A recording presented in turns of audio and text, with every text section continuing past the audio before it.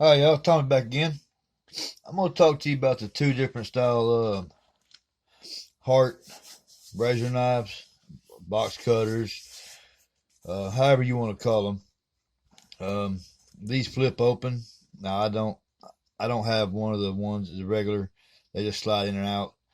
These flip open, so I mean you can see. Let me talk about them for a minute. Got two different styles here. One has a seat belt cutter. You can cut rope or whatever else you want to stick in there. This is fancy, which, to be honest, take this joker here to me and throw it in the trash. And I'll explain a couple reasons. One, see how loose that is? Now, these are used because I wanted to use them up, see how good they're going to work. And this is the problem I found with this one. It don't stay tight. See this little thing right here? This, I don't know if you can see it move or not. That is how you tighten it up. You get a pair of needle nose, and it'll slip off and pinch you out of your finger. But no matter how well you tighten that up, it still comes loose after a few times of using it. Now, me, if I'm cutting sheetrock or cutting something, wire or whatever, my hand is right here, and this button is just too big. That's how you release the blade. As you can tell, to me that's just too big for me. Now, some people might like it. I don't. And see, here's another problem.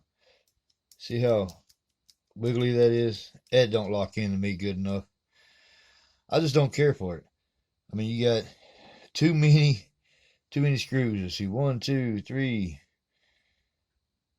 4, 5, 6, 7, 8, 9, 10, 11.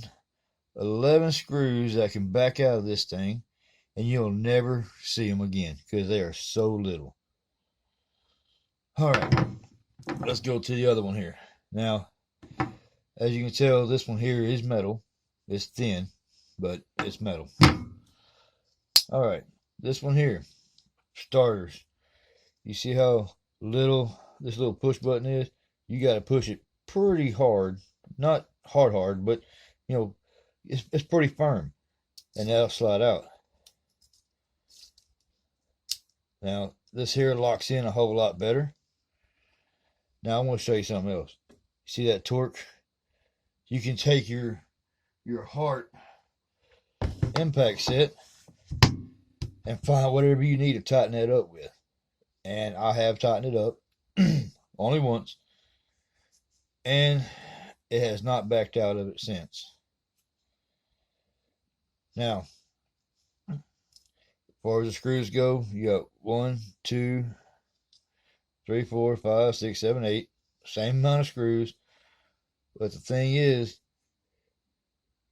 you can use a torch to tighten these screws up.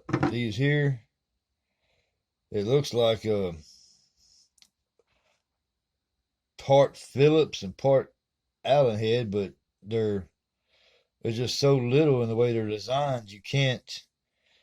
I don't know if you can see that you can't really